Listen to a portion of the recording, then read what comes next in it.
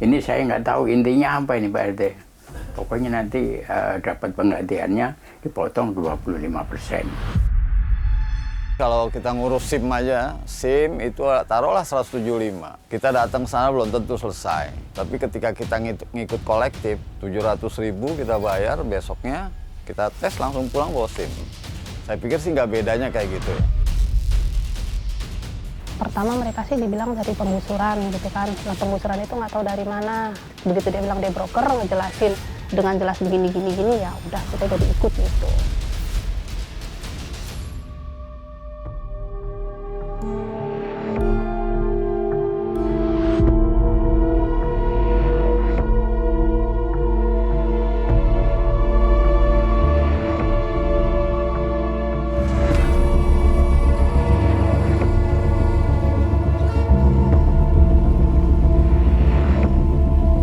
Jakarta selalu punya cerita, termasuk kehidupan kawasan bantaran sungai yang selama ini hampir tak pernah absen dari genangan air dan banjir. Ciliwung merupakan salah satu sungai yang melewati kawasan Jakarta, melintas sepanjang 120 km, mulai dari Kabupaten Bogor hingga Jakarta, dengan luas daerah tangkapan air 387 km persegi, menjadikannya sungai terpanjang yang membelah kawasan DKI Jakarta. Dan sudah menjadi rahasia umum, luapan air Sungai Ciliwung kerap merendam sebagian wilayah di Jakarta. Menjadi sebuah fakta, masalah menahun yang terus dihadapi masyarakat ibu kota. Sungai Ciliwung menjadi pekerjaan rumah turun-temurun pemerintahan Jakarta dalam 1 dekade terakhir. Sejak tahun 2012, normalisasi Ciliwung menjadi sebuah proses panjang sepanjang aliran sungainya. Dinilai dalam kondisi kritis, Ciliwung masuk daftar 15 sungai yang harus dipulihkan oleh pemerintah. Pembuatan turap beton di sisi Sungai Ciliwung dimulai sejak tahun 2012 dengan anggaran 2 triliun rupiah dari APBN. Sementara pembebasan lahannya dibiayai oleh Pemprov DKI Jakarta. Target pemulihan Ciliwung sepanjang 33,5 km menyasar 18 kelurahan di Jakarta. Namun hingga kini baru terrealisasi sepanjang 16 km. Proyek strategis nasional ini mandek gara-gara persoalan pembebasan lahan. Wilayah RW 03 Kelurahan Cawang, Kecamatan Kramat Jati, Jakarta Timur, masuk dalam kawasan pembebasan lahan proyek Ciliwung. Warso mengaku sudah 55 tahun menempati rumah tinggalnya di tepian Sungai Ciliwung. Namun ia mengaku tidak pernah sekalipun mendapatkan sosialisasi pembebasan lahan. Baru Januari tahun 2022, ia didatangi pengurus RT setempat dan diminta menyerahkan sejumlah dokumen penting. Mereka pun manut-manut saja saat Ketua RT 08 menyebut ada potongan 25% untuk nilai ganti rugi lahan. Ya pokoknya di awal 2022 Pak RT-nya datang ngasih tahu kalau kita nih rumahnya mau digusur. Katanya kan ada sodetan Kali Ciliwung. Itu. Nah, terus kita suruh ngumpulin berkas-berkas tuh yang KTP, KAK, PBB, sertifikat ibaratnya rumah kalau ada kan gitu. Surat jual beli kan gitu. Jual beli apa semua pokoknya dikumplitin gitu. Namun hingga 1,5 tahun berlalu dan berkas-berkas sudah diserahkan, ganti rugi tak kunjung diterima. Mereka pun masih tetap tinggal di rumahnya. Sejak awal, Warso mengaku ikut arus pilihan warga setempat mengurus ganti rugi lahan secara kolektif. Namun uang kutip pengurusan hingga 25% dirasa terlalu besar. Dengan lahan seluas 55 meter persegi, setidaknya ia bisa mendapat ganti rugi 700 juta rupiah. Namun sesuai perjanjian di awal, akan dipotong 25% atau senilai 175 juta rupiah. Ini saya nggak tahu intinya apa ini Pak RT. Pokoknya nanti dapat penggantiannya dipotong 25%. Ya kita sih gimana ya, namanya kita di sini udah deal 25%. Kita nggak ada yang ini sih. Cuman Pak RW waktu itu Maksudnya kita nggak ada yang inisiatif gitu. Apa udah kita ngurus sendiri aja gitu. Enggak emang. Ya sebetulnya kalau memang ada yang begitu Ya kalau ada temennya mungkin satu kalau dua orang ada yang menyuarakan begitu, misalnya mau bareng, ayo mungkin bisa ya pada berontak gitu mungkin. Berbekal informasi dari warga, Realitas menemui Gary yang namanya disebut-sebut mengurus berkas ganti rugi lahan di 6 wilayah RT. Gary adalah ketua RT 07 RW 03 Kelurahan Cawang. Ia mengaku bertanggung jawab mengurus 96 berkas milik warga. Nih, DCKTTRP. Ini batas dari pengukuran kemarin. Oh ini. Ini sampai sini. Jadi yang kesananya habis. Ini sambung sini ke sana habis. Jadi ini nanti kusisir dia. Ini termasuk RT. Tengahnya kena dia. Iya. Sama rumah bawah itu kan dia. Oke Pak, ini ada Nah, batas. ini satu lagi tandanya pada saat nanti pas apa tikungan. Tikungan itu ini dia. Sampai rumah bapak ini juga kena kok. Ini bapak ini sih habis, udah yang kesini habis lah. Nanti di ujung sana lagi nerusinnya. Gary pun tidak menampik, meminta warganya mengurus berkas secara kolektif lewat sebuah biro jasa dan potongan dana 25%. Menurutnya wajar-wajar saja. Nggak usah jauh deh kalau kita ngurus SIM aja. SIM itu taruhlah 175. Kita datang ke sana belum tentu selesai. Tapi ketika kita ngikut kolektif 700.000 itu udah lebih dari 300%. 700.000 kita bayar, besoknya kita tes langsung pulang bawa SIM. Saya pikir sih nggak bedanya kayak gitu ya. Saya rasa juga memang kalau untuk ngurus-ngurusnya juga kita juga belum tahu, hanya punya surat doang, kita nggak punya waktu juga, nggak ada uang juga. Ya itu artinya kita serahkan dengan secara warga juga nggak ada perjanjian apa-apa gitu. Tetap 25% ya silakan. Ini kesana habis. Gary juga mengaku sejak awal tahun 2021 sudah banyak biro jasa bergerilya di wilayahnya. Namun ia meyakini biro jasa pilihannya bisa dipercaya. Kita udah saling percaya karena memang track recordnya juga dia jelas, sudah menyelesaikan di beberapa RW. Ketika mau masuk kita tidak mau menempatkan sesuatu yang berharga kepada orang yang salah, intinya gitu aja. Jadi saya sih mengajak warga juga tidak ada paksaan gitu. Ada warga saya juga ketika dia udah masuk ke saya, ada yang ngambil, bang, gua ambil ya silahkan ambil. Dia lariin ke sana sampai sekarang pun juga belum sama-sama belum selesai. Gitu. Ya tahu sendirilah kalau buat untuk kelurahan, kecamatan kita perlu apa aja terlalu lama. Gitu. Sepanjang tahun 2021 hingga 2023, Pemprov DKI Jakarta sudah mengalokasikan anggaran hampir 900 miliar rupiah untuk pembebasan lahan Ciliwung. Mega proyek dengan anggaran jumbo ini menjadi ladang sumber praktik percaloan yang berburu untung dari Ciliwung.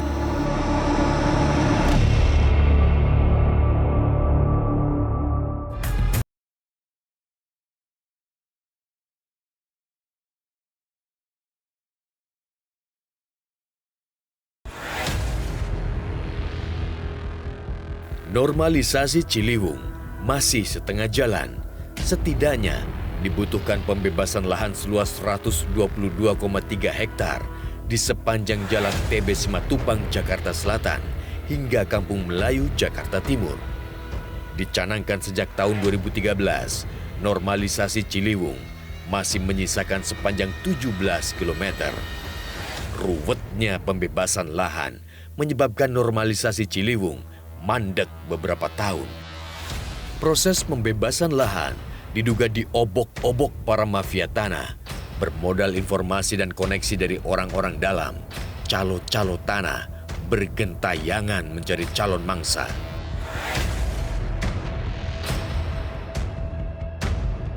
Eka, warga RW 12 Kelurahan Cawang, mengaku sudah bolak-balik ditawari pengurusan berkas bidang tanah. Calo-calo pembebasan lahan bahkan sudah bergerilya sejak 10 tahun silam. Lewat mulut calo-calo itulah, ibu satu anak ini tahu bakal ada penggusuran untuk normalisasi Ciliwung. Padahal, sosialisasi dari kelurahannya baru dilakukan 1,5 tahun lalu. Kalau yang paling ini sih yang sekitar 5 tahun yang lalu ini nih. Kalau tadi kan cuma satu, ini udah mulai banyak tuh sekitar 3 tahun yang lalu udah banyak. Nah pas tahun setengah yang lalu itu lebih banyak lagi. Saat itu yang datang ada berapa orang, Bu? Biasanya kalau ke rumah itu sekitar 3 orang. 3 orang? 3 orang. 3 Mereka orang. emang pakai seragam gitu? Apa gimana sih? Orang biro? Enggak, orang kalau yang biasa, orang biasa dulu yang datang gitu. Yang terakhir baru deh tuh datang ya lumayan pakai, maksudnya yang rapi, bukan kayak kita biasa gitu, orang-orang biasa. Tapi Ibu nggak tahu tuh dari mana juga mereka? Pertama mereka sih dibilang dari penggusuran gitu kan. Nah penggusuran itu nggak tahu dari mana. Nah begitu ada yang bilang kalau misalnya penggusuran harus jelas dari mana. Mungkin kan ada satu warga yang emang komplainan gitu ya, komplain apa gimana. Dia bilang harus jelas kalau emang dasarnya broker, kalau emang dasar dari ini dari ini. Oh begitu dia bilang dia broker, ngejelasin dengan jelas begini gini ya udah kita jadi ikut gitu. Tergoda bujuk rayu calo yang datang silih berganti, Eka pernah menyerahkan data dan berkas-berkas. Namun nyatanya proses putus di tengah jalan. Barulah di awal tahun 2022 ia yakin dengan calo yang dipilihnya. Apalagi si calo hanya meminta jatah fee 10% dari nilai ganti rugi. Beberapa orang ya, sampai yang terakhir ini datang, dia udah berkali-kali juga. Nah terus percaya karena nggak bilang mesti suratnya dulu. Itu ada prosedurnya, mereka ngasih tahu suratnya ini begini, oh ya udah. Akhirnya pakai itu. Ibu akhirnya percaya dan ngasih surat-surat itu di bulan apa? Pas udah mau deket pencairan deh, pas udah deal semua, kita udah kelurahan, udah tanda tangan, udah deal harga segini, gini, baru deh tuh surat-surat. Itu juga nunggu dari kelurahan, ini udah saatnya kumpulin surat, gitu. Kumpulinnya juga di kelurahan, nama ada notaris, ada apa, tanda tangan apa. Kelurahan Cawang. Eka mengaku hampir semua warga di lingkungan tinggalnya menggunakan jasa calo. Selain merasa tidak paham tetek bengek urusan administrasi, warga juga tidak punya biaya untuk mengurus sertifikasi tanah miliknya. Kalau yang warga sini, yang bawah sini sih semuanya itu pakai broker. Semuanya. Ada beberapa mungkin yang di atas nggak tahu itu udah selesai atau belum, tapi kita ada yang jalur mandiri, ada beberapa. Berapa waktu itu per meternya, Bu? Per meter ada yang sekitar 6,5 juta deh. Sekitar segitu. 6,5 juta. Oh, 6,5 juta. Nggak tahu kalau yang lain-lain ya. Kalau ini kan karena udah bibir kali banget, mungkin sekitar segitu. Kalau yang kedepanan sono karena mungkin rumahnya lebih, mungkin beda. Sepak terjang calo pembebasan lahan meluas ke seluruh lokasi normalisasi Kali Ciliwung. Di Kelurahan Rawatjati, Pancoran, Jakarta Selatan, calo pengurusan sertifikat tanah juga marak. Semula, calo memasang tarif fee 25%, namun setelah tawar-menawar, disepakati angka 20%. Seketika itu juga, warga harus menyerahkan data diri dan bukti pembayaran pajak bumi dan bangunan. Namun hingga memasuki tahun ketiga, Edi tak kunjung mendapat ganti rugi gara-gara status tanahnya dalam sengketa.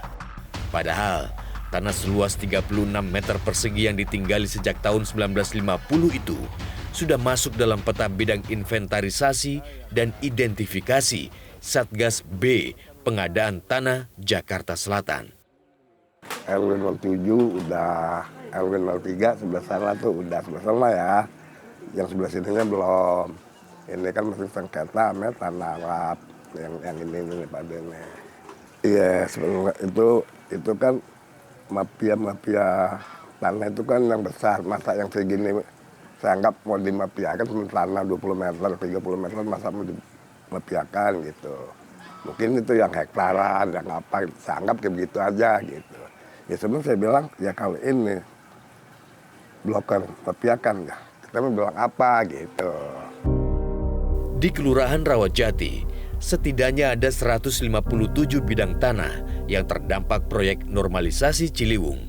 Namun hingga kini, baru sepertiganya yang sudah diganti rugi. Sebagian besar warga yang sudah terjerat calo pembebasan lahan, kebat-kebit menanti janji ganti rugi.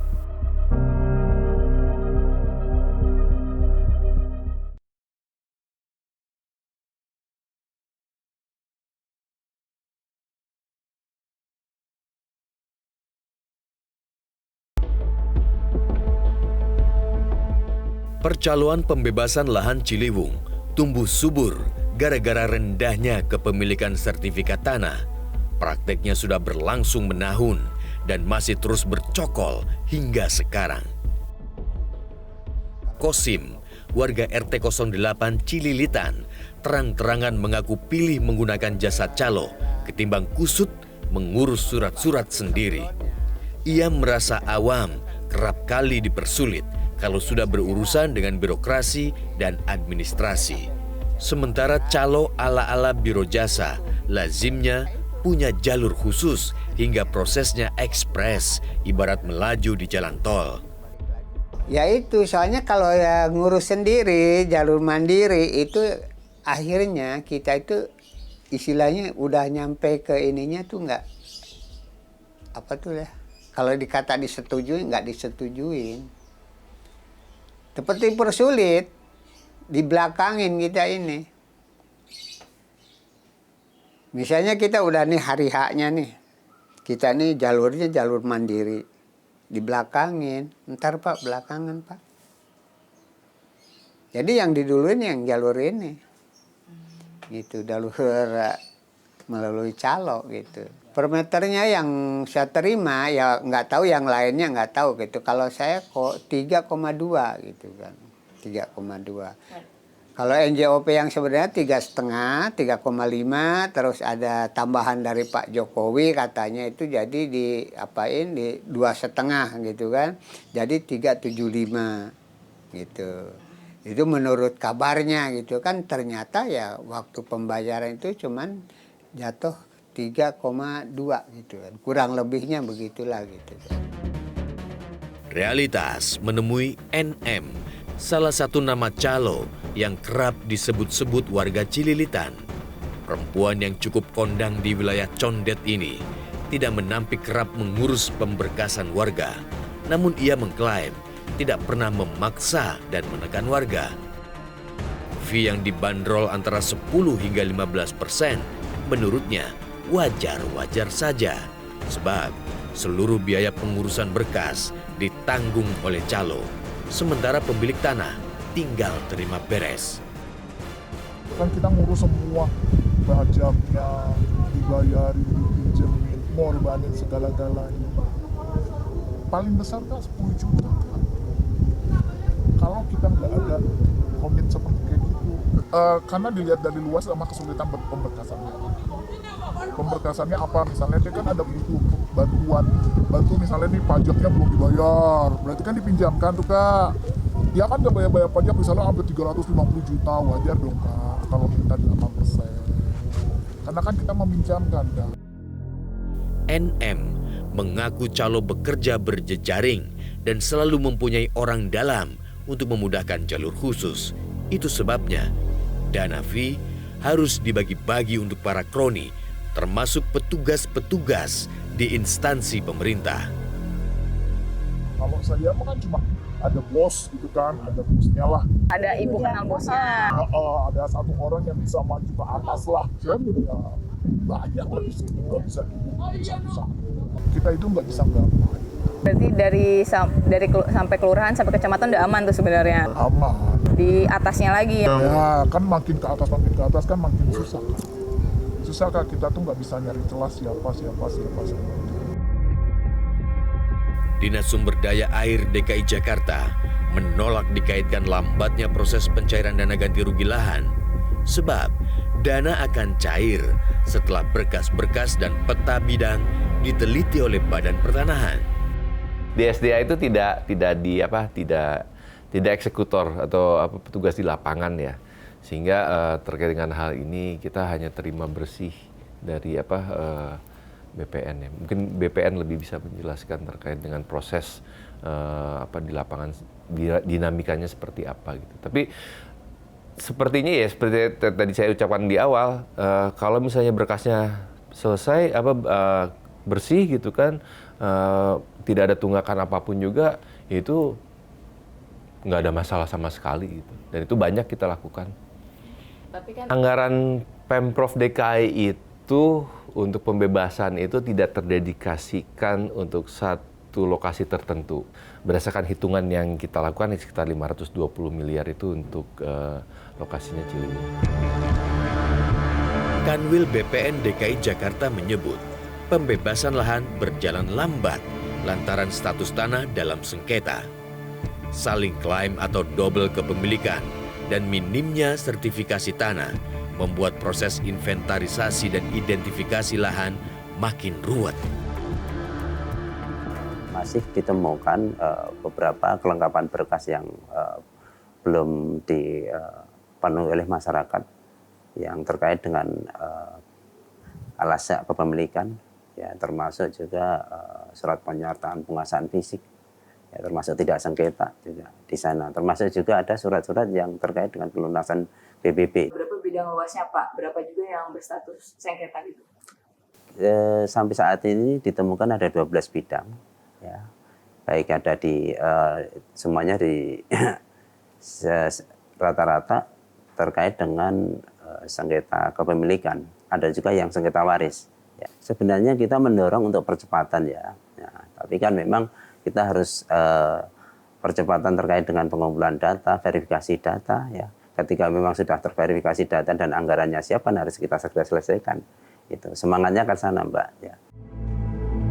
Di soal maraknya praktik percaloan berkedok biro jasa yang melibatkan orang dalam, BPN menampik tudingan terlibat. Yang jelas pelaksanaan pengadaan tanah ini ATR BPN selalu mendasarkan pada ketentuan yang berlaku. Ya. Dan di dalam sisi pelayanannya, ya dipastikan tidak ada hal yang menyulitkan untuk warga. Ya. Makanya yang dipentingkan adalah bagaimana setiap warga ini atau masyarakat itu bisa mengurus secara langsung. Ya. Tidak boleh ada percaloan di sana. Apalagi terkait dengan instansi di instansi kami, ya ATR BPN harus kami pastikan tidak ada. 1 dekade sudah, proyek normalisasi Kali Ciliwung berjalan, namun belum juga sampai di garis finish. Presiden Joko Widodo mengultimatum harus tuntas di tahun 2024. 2 bendungan baru di hulu Sungai Ciliwung juga sudah terbangun dengan anggaran 1,7 triliun rupiah. Namun sepanjang calo-calo Ciliwung masih bebas bergentayangan, niscaya mega proyek normalisasi Ciliwung hanya mimpi di siang bolong.